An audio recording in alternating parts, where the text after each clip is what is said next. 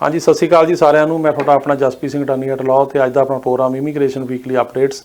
ਇਹਦੇ 'ਚ ਆਪਾਂ ਜਿੱਥੇ ਹੁਣ ਦੀਆਂ ਅਪਡੇਟਸ ਬਾਰੇ ਗੱਲ ਕਰਦੇ ਹਾਂ, ਉੱਥੇ ਨਾਲ ਹੀ ਜਿਹੜੇ ਇੱਥੋਂ ਦੇ ਹਾਲਾਤ ਨੇ ਉਹਨਾਂ ਬਾਰੇ ਵੀ ਗੱਲ ਕਰਦੇ ਹਾਂ, ਜਿਨ੍ਹਾਂ ਦਾ ਸੰਬੰਧ ਇਮੀਗ੍ਰੇਸ਼ਨ ਨਾਲ ਹੁੰਦਾ। ਨਾਲ ਥੋੜ੍ਹੇ ਸਵਾਲਾਂ ਦੇ ਜਵਾਬ ਦੇਣ ਦੀ ਵੀ ਕੋਸ਼ਿਸ਼ ਕਰਦੇ ਹਾਂ।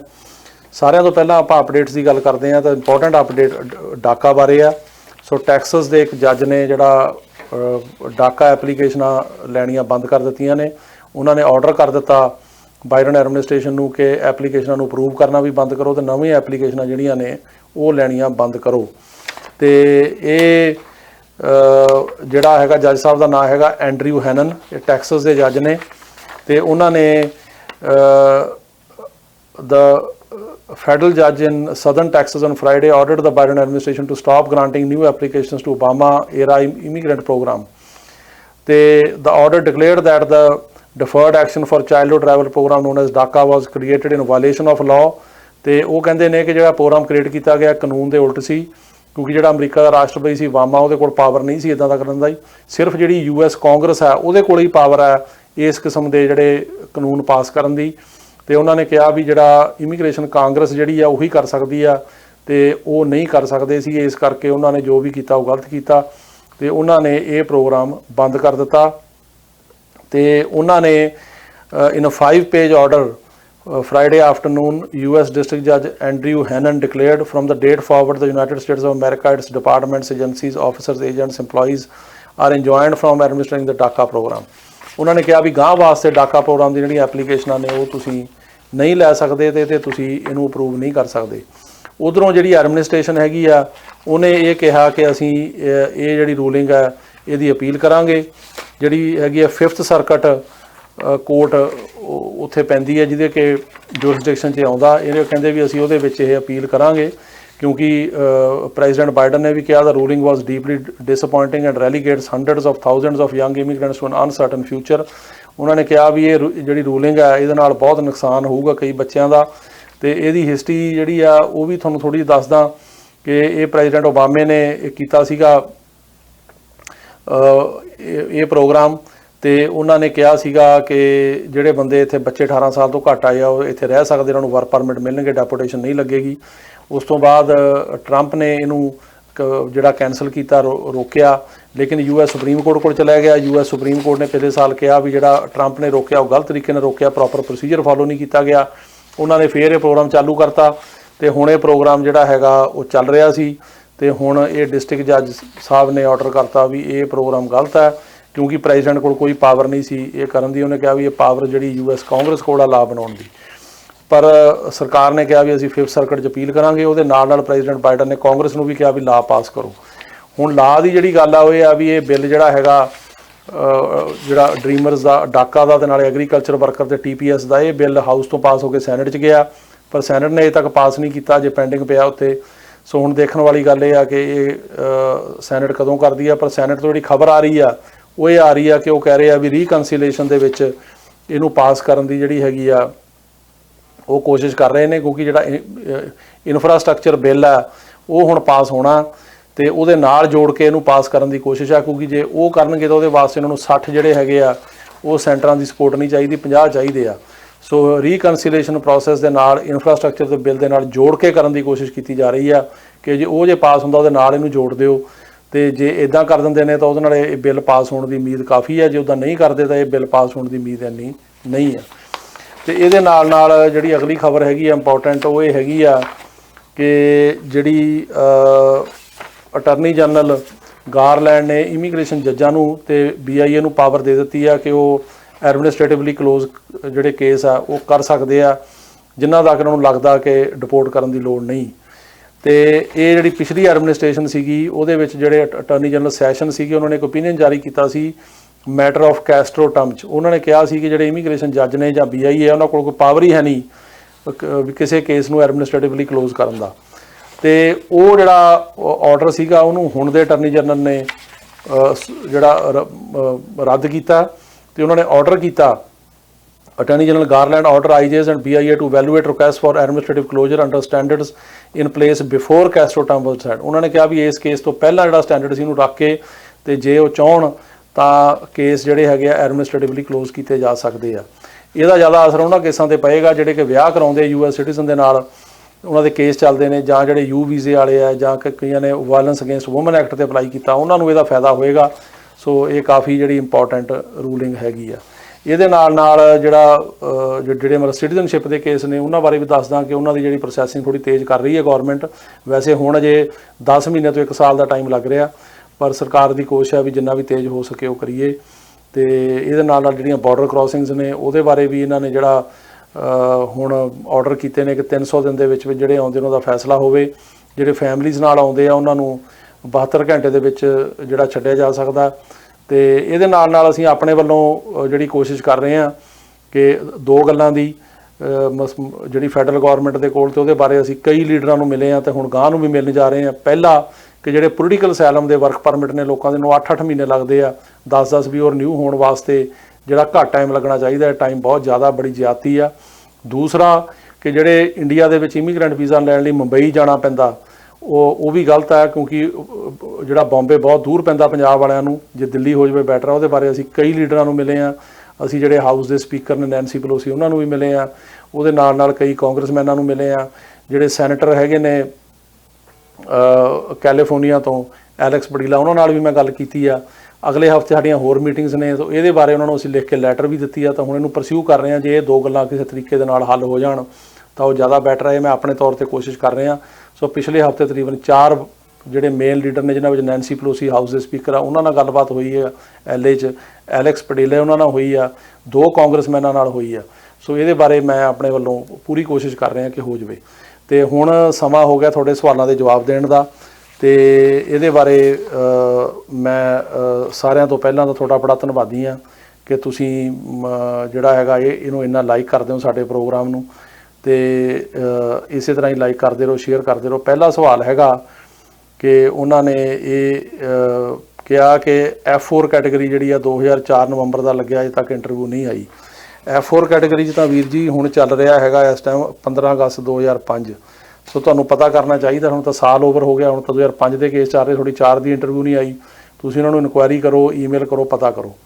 ਅਗਲਾ ਸਵਾਲ ਹੈ ਜੀ ਕਿ ਜੇ ਅਮਰੀਕਾ ਸਿਟੀਜ਼ਨਸ਼ਿਪ ਵਾਲੇ ਨਾਲ ਮੈਰਿਜ ਹੋ ਜਾਵੇ ਤਾਂ ਉਸ ਤੋਂ ਬਾਅਦ ਏਜ ਮੈਟਰ ਕਰਦੀ ਹੈ ਕਿ ਨਹੀਂ। ਦੇਖੋ, ਜਿਹੜਾ ਸਿਟੀਜ਼ਨ ਅਮਰੀਕਾ ਦਾ ਉਹ ਕਿਸੇ ਉਮਰ ਦਾ ਵੀ ਕਿਸੇ ਉਮਰ ਨਾਲ ਵੀ ਵਿਆਹ ਕਰ ਸਕਦਾ। ਜਿਹੜੀ ਮਿਨੀਮਮ ਏਜ ਤਾਂ ਹੈਗੀ ਆ ਕਿ 18 ਸਾਲ ਜਾਂ ਪੇਰੈਂਟ ਦੀ ਕੰਟੈਂਟ ਨਾਲ 16 ਸਾਲ, ਪਰ ਜਿਹੜੀ ਅਪਰ ਏਜ ਨਹੀਂ ਹੈਗੀ। 80 ਸਾਲ ਦਾ ਬੰਦਾ ਵੀ ਵਿਆਹ ਕਰ ਸਕਦਾ, ਪਰ ਉਹਦੇ ਵਿੱਚ ਸ਼ਰਤ ਇਹ ਹੈਗੀ ਕਿ ਵਿਆਹ ਸੱਚਾ ਹੋਵੇ। ਜਦੋਂ ਜ਼ਿਆਦਾ ਉਮਰ ਦੇ ਬੰਦੇ ਵਿਆਹ ਕਰਦੇ ਆ ਜਾਂ ਕਈ ਬਾਰ-ਬਾਰ ਵਿਆਹ ਕਰਦੇ ਆ, ਉਹ ਇਮੀਗ੍ਰੇਸ਼ਨ ਨੂੰ ਇਹ ਸ਼ੱਕ ਹੁੰਦਾ ਵੀ ਐਵੇਂ ਹੀ ਇਹ ਰੀਅਲ ਮੈਰਿਜ ਨਹੀਂ ਹੈਗੀ, ਕਿਸੇ ਨੂੰ ਲਿਆਉਣ ਦੀ ਕੋਸ਼ਿਸ਼ ਆ। ਸੋ ਇਸ ਕਰਕੇ ਉਹ ਡਿਨਾਈ ਕਰਦੇ ਆ। ਪਰ ਜੇ ਮੈਰਿਜ ਰੀਅਲ ਹੈ, ਸੱਚੀ ਆ, ਤਾਂ ਉਮਰ ਦੀ ਇਹਦੀ ਐਡੀ ਵੱਡੀ ਗੱਲ ਨਹੀਂ ਹੈਗੀ। ਜਿਹੜੀ ਲੋਅਰ ਉਮਰ ਤਾਂ ਹੈਗੀ ਆ ਵੀ ਇਸ ਉਮਰ ਤੋਂ ਘੱਟ ਵਿਆਹ ਨਹੀਂ ਹੋ ਸਕਦਾ, ਪਰ ਜਿਹੜੀ ਅਪਰ ਹੈਗੀ ਆ ਉਹਦੇ 'ਚ ਨਹੀਂ ਹੈਗੀ। 50 ਸਾਲ ਵਾਲਾ ਵੀ ਕਰ ਸਕਦਾ, 60 ਵਾਲਾ ਵੀ ਕਰ ਸਕਦਾ, 80 ਵਾਲਾ ਵੀ ਕਰ ਸਕਦਾ, 20 ਸਾਲ ਵਾਲਾ ਵੀ ਕਰ ਸਕਦਾ, 30 ਵਾਲਾ, ਇੱਦਾਂ ਦੀ ਕੋਈ ਗੱਲ ਨਹੀਂ। ਪਰ ਮੇਨ ਇਹ 'ਚ ਇਹ ਹੁੰਦਾ ਵੀ ਉਹਨਾਂ ਨੂੰ ਸ਼ੱਕ ਹੋ ਜਾਂਦਾ ਜਿੱਥੇ ਕਿ ਏਜ ਡਿਫਰੈਂਸ ਹੋਵੇ, ਵੀ ਜਿਵੇਂ ਹਸਬੈਂਡ ਦੀ ਉਮਰ ਜਿਹੜੀ ਹੈਗੀ 60 ਸਾਲ ਆ, ਵਾਈਫ ਦੀ ਉਮਰ 25 ਸਾਲ ਆ, ਉੱਥੇ ਉਹਨਾਂ ਨੂੰ ਸ਼ੱਕ ਹੋ ਜਾਂਦਾ ਵੀ ਇਹ ਮੈਰਿਜ ਜਿਹੜੀ ਹੈ ਰੀਅਲ ਨਹੀਂ ਲੱਗ ਰਹੀ। ਸੋ ਉਹ ਤੇ ਉਹਦੇ ਤਹਿਤ ਉਹ ਫਿਰ ਜ਼ਿਆਦਾ ਇਨਕੁਆਇਰੀ ਕਰਦੇ ਆ, ਪਰ ਉਮਰ ਦਾ ਕੋਈ ਜਿਹੜਾ ਹੈਗਾ ਤਕਾਜ਼ਾ ਨਹੀਂ ਆ। ਦੂਜਾ ਸਵਾਲ ਹੈ ਜੀ ਕਿ ਉਹ ਇਹ ਪੁੱਛਦੇ ਨੇ ਕਿ F4 ਕੇਸ ਜਿਹੜਾ ਹੈਗਾ ਇਹ 31 ਜੁਲਾਈ 2006 ਅਪਲਾਈ ਕੀਤਾ ਸੀ, ਕਦੋਂ ਵਾਰੀ ਆਊਗੀ। ਅਜੇ ਚੱਲ ਰਿਹਾ ਜੀ 15 ਅਗਸਤ 2005 ਤੇ ਇਹਨੂੰ ਅਜੇ ਮੇਰਾ ਖਿਆਲ ਆ ਵੀ 8-9 ਮਹੀਨੇ ਹੋਰ ਲੱਗ ਸਕਦੇ ਆ। ਤੇ ਉੱਦਾਂ ਸਿਵਲ ਡਾਕੂਮੈਂਟ ਇਹਨਾਂ ਨੇ ਮੰਗਣੇ ਸ਼ੁਰੂ ਕਰਤੇ ਦਸੰਬਰ 5 ਦੇ। ਤੇ ਅਗਲਾ ਸਵਾਲ ਹੈ ਜੀ ਕਿ ਜੇ ਵਾਈਫ ਪ੍ਰੈਗਨੈਂਟ ਹੋਵੇ ਤਾਂ ਹਸਬੈਂਡ ਨੂੰ ਕੈਂਪ 'ਚੋਂ ਰਿਲੀਜ਼ ਕਰਦੇ ਆ ਜਾਂ ਨਹੀਂ। ਡਿਪੈਂਡ ਕਰਦਾ ਜੀ ਉਹਨਾਂ 'ਤੇ। ਜਿਹੜੇ ਹਸਬੈਂਡ ਵਾਈਫ ਇਕੱਠੇ ਆਉਂਦੇ ਆ ਉਹਨਾਂ ਨੂੰ ਤਾਂ ਥੋੜ੍ਹੀ ਨਰਮੀ ਹੈਗੀ, ਬੱਚੇ ਨਾਲ ਹੁੰਦੇ ਉਹਨਾਂ ਨੂੰ ਤਾਂ 72 ਘੰਟੇ ਛੱਡ ਦਿੰਦੇ ਆ। ਜੇ ਪ੍ਰੈਗਨੈਂਟ ਹੈਗੇ ਛੱਡ ਸਕਦੇ ਆ, ਬਾਕੀ ਡਿਪੈਂਡ ਉਹਨਾਂ 'ਤੇ ਕਰਦਾ। ਤੇ ਅਗਲਾ ਸਵਾਲ ਹੈ ਜੀ ਕਿ ਮੇਰੇ ਬੇਟੇ ਦਾ ਅਸਾਈਲਮ ਕੇਸ ਜੂਨ 18 ਦਾ ਲੱਗਿਆ ਤੇ ਹੁਣ 13 ਜੁਲਾਈ ਨਾਰਮਲ ਡੇਟ ਹੈ, ਫਾਈਨਲ ਡੇਟ ਕਦ ਪਏਗੀ? ਜੇ 13 ਜੁਲਾਈ ਨੂੰ ਮਾਸਟਰ ਡੇਟ ਹੈਗੀ ਆ ਤਾਂ ਉਸ ਤੋਂ ਬਾਅਦ ਫਾਈਨਲ ਡੇਟ ਤਾਂ ਉਸ ਤੋਂ ਬਾਅਦ ਹੀ ਪਏਗੀ। ਤੇ ਜੇ ਅਸਾਈਲਮ ਆਫਿਸ ਦੇ ਵਿੱਚ ਹੈਗੀ ਆ, ਹੁਣ ਇਹ ਪਤਾ ਨਹੀਂ ਵੀ ਡੇਟ ਉਹਦੀ ਅਸਾਈਲਮ ਆਫਿਸ 'ਚ ਆ ਕਿ ਕੋਰਟ 'ਚ ਆ, ਤਾਂ ਅਸਾਈਲਮ ਆਫਿਸ ਤੋਂ ਬਾਅਦ ਉਹ ਇੰਟਰਵਿਊ ਕਰਦੇ ਨੇ। ਜੇ ਉੱਥੇ ਅਪਰੂਵ ਕਰਨ ਠੀਕ ਆ, ਨਾ ਕਰਨ ਤਾਂ ਉਹ ਫਿਰ ਜੱਜ ਕੋਲ ਭੇਜਦੇ ਆ। ਤੇ ਜੇ ਪਹਿਲਾਂ ਹੀ ਕੇਸ ਜੱਜ ਕੋਲ ਆ ਫਿਰ ਇਹ ਮਾਸਟਰ ਡੇਟ ਆ, ਇਸ ਤੋਂ ਬਾਅਦ ਹੀ ਫਾਈਨਲ ਡੇਟ ਮਿਲੇਗੀ। ਫਾਈਨਲ ਡੇਟ ਜੱਜਾਂ ਦੇ ਮੁਤਾਬਕ ਆ, ਕਈ ਜੱਜ ਸਾਲ ਦੀ ਦੇ ਦਿੰਦੇ, ਕਿ 2 ਸਾਲ ਦੀ ਵੀ ਦੇ ਸਕਦੇ ਆ। ਇਹ ਡਿਪੈਂਡ ਕਰੂਗਾ ਕੇਸ ਕਿੱਥੇ ਆ, ਜੱਜ ਕੌਣ ਆ। ਅਗਲਾ ਸਵਾਲ ਹੈ ਜੀ ਸਾਡਾ F4 ਕੈਟੇਗਰੀ ਦਾ ਅਪਲਾਈ April 2006 'ਚ ਆ ਤੇ ਹੁਣ 21 ਸਾਲ ਤੋਂ ਉੱਤੇ ਉਮਰ ਹੋ ਗਈ ਆ। ਅਪਰੂਵਲ ਲੈਟਰ 2009 'ਚ ਆ ਗਿਆ ਸੀਗਾ, ਤਾਂ ਅਸੀਂ CSPA ਦੀ ਕੈਲਕੂਲੇਸ਼ਨ 'ਚ ਆ ਸਕਦੇ ਹਾਂ, 21 ਤੋਂ ਉੱਪਰ ਹੋ ਗਏ ਆ। ਦੇਖੋ ਅਜੇ 2000 ਅਪ੍ਰੈਲ 6 ਅਜੇ ਨਹੀਂ ਆਇਆ, ਅਜੇ 2005 ਚੱਲ ਰਿਹਾ, 6 ਆਊਗਾ। ਉਸ ਟਾਈਮ ਦੇਖਣਾ ਪਊਗਾ ਕਿ ਜਦੋਂ ਅਪਲਾਈ ਕੀਤਾ ਸੀਗਾ ਤੇ ਅਪਰੂਵਲ ਜੇ 9 'ਚ ਆਈ ਹੈ, 3 ਸਾਲ ਦਾ ਟਾਈਮ ਹੋ ਗਿਆ 6 ਤੋਂ 9 ਦਾ, ਤੇ ਜਦੋਂ ਵੀ ਵਾਰੀ ਆਉਂਦੀ ਆ ਉਹ ਟਾਈਮ ਇਹਨਾਂ ਦੀ ਉਮਰ ਤੋਂ ਕੱਢਣਾ ਪਊਗਾ। ਜੇ 21 ਤੋਂ ਘੱਟ ਰਹਿ ਗਈ ਤਾਂ ਇਹ ਕਵਰ ਹੋ ਜਾਣਗੇ। ਸੋ ਇਹ ਜਿਹੜੀ ਉਹਦੀ ਕੈਲਕੂਲੇਸ਼ਨ ਹੈ ਉਹਦੇ ਮੁਤਾਬਕ ਚੈੱਕ ਕਰਨਾ ਪਏਗਾ ਉਸ ਟਾਈਮ 'ਤੇ ਜਦੋਂ ਡੇਟ ਕਰੰਟ ਹੋਏਗੀ। ਸੋ ਜੇ ਕੈਲਕੂਲੇਸ਼ਨ 'ਚ ਆ ਜਾਣਗੇ ਤਾਂ ਫਿਰ ਇੱਥੇ ਆ ਸਕਦੇ ਆ। ਉਦੋਂ ਬਾਅਦ ਅਗਲਾ ਸਵਾਲ ਹੈ ਜੀ ਕਿ ਜਿਹੜਾ ਇਮੀਗ੍ਰੇਸ਼ਨ ਦਾ ਨਵਾਂ ਕਾਨੂੰਨ ਹੈ ਕਦੋਂ ਇੰਪਲੀਮੈਂਟ ਹੋਊਗਾ। ਅਜੇ ਟਾਈਮ ਲੱਗੂਗਾ ਜੀ। ਅਜੇ ਤਾਂ ਜਿਹੜੇ ਬਿੱਲ 3 ਹਾਊਸ ਨੇ ਪਾਸ ਕਰਕੇ ਸੈਨੇਟ 'ਚ ਭੇਜੇ ਸੀ ਉਹੀ ਨਹੀਂ ਅਜੇ ਕਿਸੇ ਪਾਸੇ ਲੱਗੇ। ਇਹਨਾਂ ਦੀ ਕੋਸ਼ਿਸ਼ ਹੈਗੀ ਆ ਰੀਕਨਸੀਲੇਸ਼ਨ ਨਾਲ ਉਹਨੂੰ ਇਨਫਰਾਸਟਰਕਚਰ ਬਿੱਲ ਨਾਲ ਜੋੜ ਕੇ ਪਾਸ ਕਰਨ ਦੀ, ਪਰ ਟਾਈਮ ਲੱਗੇਗਾ ਜੀ। ਉਦੋਂ ਬਾਅਦ ਅਗਲਾ ਸਵਾਲ ਹੈ ਜੀ ਕਿ F4 ਕੈਟਾਗਰੀ ਦੇ ਵਿੱਚ ਜੇ ਕੋਈ ਸਟੂਡੈਂਟ ਸਟੱਡੀ ਨਾ ਕਰਦਾ ਹੋਵੇ ਤਾਂ ਪ੍ਰੋਬਲਮ ਹੈਗੀ? ਬਿਲਕੁਲ ਹੈਗੀ ਹੈ ਜੀ। ਜੇ ਉਹ ਸਟੱਡੀ ਨਹੀਂ ਕਰਦਾ ਉਹਦਾ F4 ਵੀਜ਼ਾ ਕੈਂਸਲ ਹੋ ਸਕਦਾ, ਉਹਨੂੰ ਪ੍ਰੋਬਲਮ ਆ ਸਕਦੀ ਹੈ। ਸੋ ਇਸ ਕਰਕੇ ਇਹ 'ਚ ਪ੍ਰੋਬਲਮ ਆ ਸਕਦੀ ਹੈ। ਅਗਲਾ ਸਵਾਲ ਹੈ ਜੀ, ਮੇਰੀ ਬੇਟੇ ਦੀ ਇੰਟਰਵਿਊ ਦਸੰਬਰ 19 ਵਿੱਚ ਹੋਈ ਸੀ ਤੇ ਅਜੇ ਉਹਨਾਂ ਨੇ ਪਾਸਪੋਰਟ ਰੱਖ ਲਿਆ, ਫਿਰ ਕਰੋਨਾ ਦਾ ਰੌਲਾ ਪੈ ਗਿਆ ਤੇ ਹੁਣ ਕਿੰਨਾ ਟਾਈਮ ਲੱਗੂਗਾ? ਉਹਦੇ 'ਚ ਇੱਦਾਂ ਹੈ ਜੀ ਕਿ ਮਤਲਬ ਇਹ ਕਈ ਕੈਟਾਗਰੀਆਂ ਦੇ ਵਿੱਚ ਬੈਨ ਲੱਗ ਗਿਆ ਸੀ, ਕਈ ਕੈਟਾਗਰੀਆਂ ਟਾਈਮ ਲੱਗ ਰਿਹਾ ਸੀਗਾ। ਜੇ ਉਹਨਾਂ ਨੇ ਰੱਖ ਲਿਆ ਪਾਸਪੋਰਟ ਤਾਂ ਹੁਣ ਉਹਨਾਂ ਨੂੰ ਤੁਸੀਂ ਪਰਸਿਊ ਕਰੋ, ਦੁਬਾਰਾ ਤੁਹਾਨੂੰ ਪਾਸਪੋਰਟ ਦੇ ਸਕਦੇ, ਦੁਬਾਰਾ ਇੰਟਰਵਿਊ ਹੋ ਸਕਦੀ ਹੈ। ਇੱਕ ਮੇਰਾ ਈਮੇਲ ਐਡਰੈਸ ਮੰਗ ਰਹੇ ਹੋ ਹੈਗਾ ਜੀ jpsinghattorney@gmail, ਇਹ ਈਮੇਲ ਹੈ ਜੀ। ਅਗਲਾ ਸਵਾਲ ਹੈ ਜੀ ਕਿ F4 ਕੈਟਾਗਰੀ ਦੇ ਵਿੱਚ ਕੀ ਡਾਕੂਮੈਂਟ ਲੱਗਦੇ ਨੇ, ਇਹਦੇ ਬਾਰੇ ਜਾਣਕਾਰੀ ਦਿਓ। ਇਹਦੇ ਬਾਰੇ ਤਾਂ ਜ਼ਿਆਦਾ ਦੇਖੋ ਜੀ, ਤੁਹਾਡੇ ਸਿਵਲ ਡਾਕੂਮੈਂਟ ਚਾਹੀਦੇ ਆ, ਤੁਹਾਡਾ ਜਿਵੇਂ ਜਿਹੜੀ ਹੁੰਦੀ ਪੁਲਿਸ ਕਲੀਅਰੈਂਸ, ਪਾਸਪੋਰਟ ਕਲੀਅਰੈਂਸ, ਉਹਦੇ ਨਾਲ ਨਾਲ ਤੁਹਾਡੇ ਬਰਥ ਸਰਟੀਫਿਕੇਟ, ਮੈਰਿਜ ਸਰਟੀਫਿਕੇਟ, ਫਿਰ ਫੋਟੋਆਂ ਚਾਹੀਦੀਆਂ ਹੁੰਦੀਆਂ। ਉਹਦੇ ਨਾਲ ਨਾਲ ਤੁਹਾਡੇ ਜਿਹੜੇ ਇੱਥੇ ਰਿਲੇਟਿਵ ਨੇ ਜਿਨ੍ਹਾਂ ਨੇ ਅਪਲਾਈ ਕੀਤਾ ਉਹਨਾਂ ਨੇ ਐਫੀਡੇਵਿਟ ਆਫ ਸਪੋਰਟ ਦੇਣਾ, ਉਹਨਾਂ ਦੇ ਟੈਕਸ ਦੇ ਪੇਪਰ ਚਾਹੀਦੇ, ਉਹਨਾਂ ਦੇ ਬੈਂਕ ਸਟੇਟਮੈਂਟਾਂ ਚਾਹੀਦੀਆਂ, ਜੋਬ ਲੈਟਰ ਚਾਹੀਦਾ। ਤੇ ਜੇ ਕਿਤੇ ਉਹਨਾਂ ਦੀ ਆਪਣੀ ਇਨਕਮ ਘੱਟ ਆ, ਕਿਉਂਕਿ ਜਿਹੜੀ ਇਨਕਮ ਹੈਗੀ 125% ਚਾਹੀਦੀ ਪਾਵਰਟੀ ਲਾਈਨ ਤੋਂ, ਜੇ ਆਪਣੀ ਘੱਟ ਆ ਤਾਂ ਫਿਰ ਕਿਸੇ ਹੋਰ ਦਾ ਐਫੀਡੇਵਿਟ ਆਫ ਸਪੋਰਟ ਵੀ ਦੇਣਾ ਪੈ ਸਕਦਾ। ਅਗਲਾ ਸਵਾਲ ਹੈ ਜੀ ਕਿ ਮੇਰੀ ਫਾਈਲ 10 ਮਾਰਚ ਨੂੰ ਲੱਗੀ ਸੀ ਤੇ ਉਸ ਤੋਂ ਬਾਅਦ 15 ਜੂਨ ਨੂੰ ਮੈਨੂੰ ਮੈਸੇਜ ਮਿਲਿਆ ਕਿ ਕੇਸ ਰਿਵਿਊ ਕਰ ਰਹੇ ਆ। ਉਦੋਂ ਬਾਅਦ ਹੁਣ ਕਿੰਨਾ ਟਾਈਮ ਲੱਗੂ? ਇਹ ਹੁਣ ਪਤਾ ਨਹੀਂ ਜੀ ਕਿਹੜੇ ਸਾਲ ਦੀ ਤੁਸੀਂ ਗੱਲ ਕਰ ਰਹੇ ਹੋ। ਜੇ ਤਾਂ ਇਸੇ ਸਾਲ ਲੱਗੀ ਹੈ 10 ਮਾਰਚ ਨੂੰ ਫਿਰ ਤਾਂ ਟਾਈਮ ਅਜੇ ਲੱਗ ਸਕਦਾ, ਜੇ ਕਿਉਂਕਿ ਅਜੇ ਤਾਂ ਜਿਹੜਾ ਹੈਗਾ 2-3 ਮਹੀਨੇ ਹੋਏ ਆ ਅਪਲਾਈ ਕੀਤੇ ਨੂੰ ਤੁਹਾਨੂੰ, ਤੇ ਇਸ ਕਰਕੇ ਤੁਹਾਨੂੰ ਅਜੇ ਵੇਟ ਕਰਨੀ ਪਊਗੀ। ਤੁਸੀਂ ਉਹਨਾਂ ਨੂੰ ਈਮੇਲ ਕਰੋ ਜਾਂ ਚਿੱਠੀ ਲਿਖੋ। ਅਗਲਾ ਸਵਾਲ ਹੈ ਕਿ ਸਰ ਮੈਕਸੀਕੋ ਫਲਾਈਟ ਕਦੋਂ ਓਪਨ ਹੋਏਗੀ? ਅਜੇ ਟਾਈਮ ਲੱਗੇਗਾ ਜੀ। ਅਜੇ ਇਹਨਾਂ ਨੇ ਬੰਦ ਕੀਤਾ ਹੋਇਆ ਕਈ ਜਿਹੜੇ ਹੈਗੇ ਆ ਮੁਲਕਾਂ ਦਾ, ਖਾਸ ਕਰਕੇ ਜਿਹੜੇ ਬਾਰਡਰ ਹੈਗਾ ਕੈਨੇਡਾ ਤੇ ਮੈਕਸੀਕੋ ਨਾਲ ਉਹ ਵੀ ਬੰਦ ਆ, ਇਹਨੂੰ ਟਾਈਮ ਲੱਗੇਗਾ।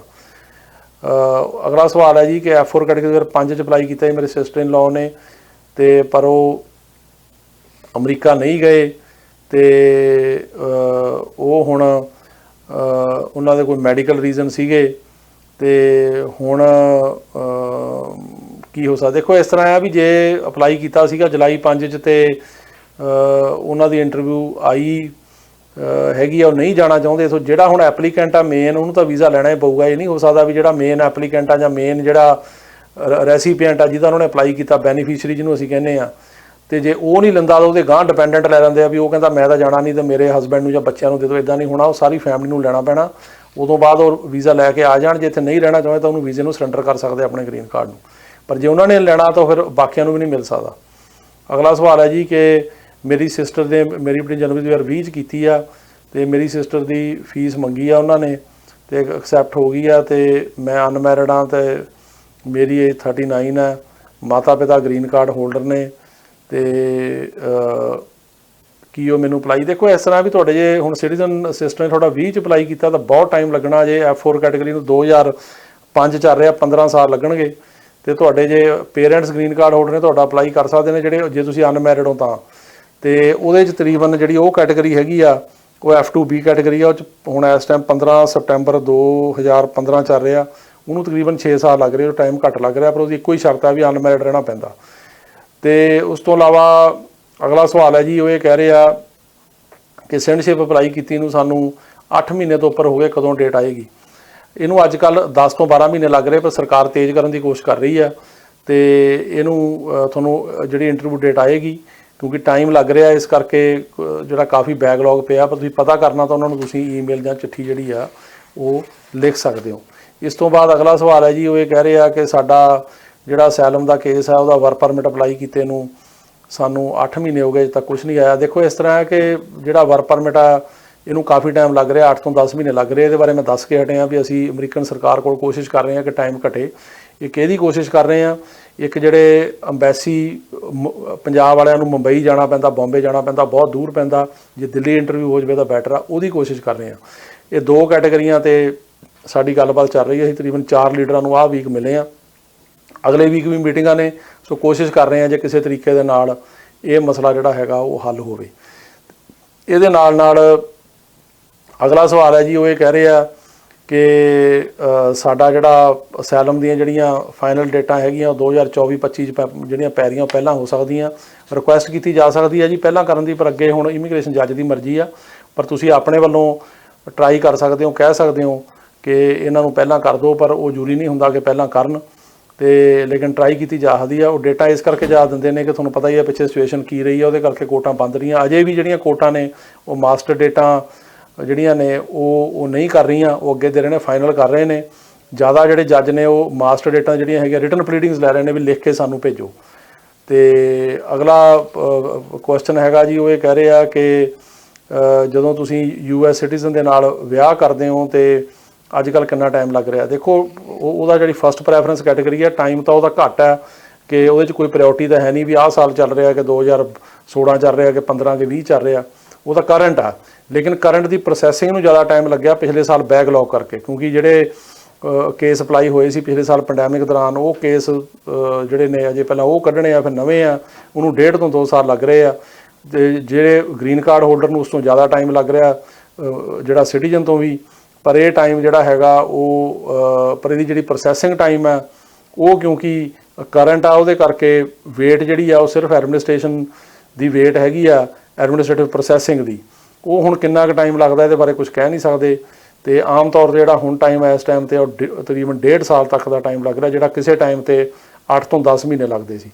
ਤੇ ਇਸ ਤੋਂ ਬਾਅਦ ਜਿਹੜਾ ਆਪਣਾ ਆਖਰੀ ਸਵਾਲ ਹੈ ਜੀ ਅੱਜ ਦਾ, ਉਹ ਇਹ ਆ ਕਿ ਉਹ ਇਹ ਕਹਿ ਰਹੇ ਆ ਕਿ ਦੇਖੋ ਜੀ ਸਾਡਾ ਜਿਹੜਾ R1 ਵੀਜ਼ਾ ਸੀ ਉਹ ਅਪਰੂਵ ਹੋਇਆ, ਤੇ ਲੇਕਿਨ ਸਾਡਾ ਜਿਹੜਾ I-360 ਆ ਉਹ ਵੀ ਅਸੀਂ ਫਾਈਲ ਕਰਤਾ, ਹੁਣ R1 ਖਤਮ ਹੋ ਰਿਹਾ, ਕੀ ਕਰੀਏ। ਦੇਖੋ ਜਿਹੜਾ I-360 ਜਿਹੜਾ ਤੁਸੀਂ ਫਾਈਲ ਕਰਦੇ ਹੋ ਉਹਦੇ ਵਾਸਤੇ ਸਟੇਟਸ 'ਚ ਰਹਿਣਾ ਜ਼ਰੂਰੀ ਹੈ। ਜੇ ਤੁਸੀਂ ਆਊਟ ਆਫ ਸਟੇਟਸ ਹੋ ਜਾਂਦੇ ਆ ਤਾਂ ਤੁਸੀਂ ਇੱਥੇ ਨਹੀਂ ਰਹਿ ਸਕਦੇ। ਸੋ ਜੇ R1 ਤੁਸੀਂ ਨਾਲ ਕੰਟੀਨਿਊ ਰੱਖੋ, ਉਹਨੂੰ ਵਧਾਓ।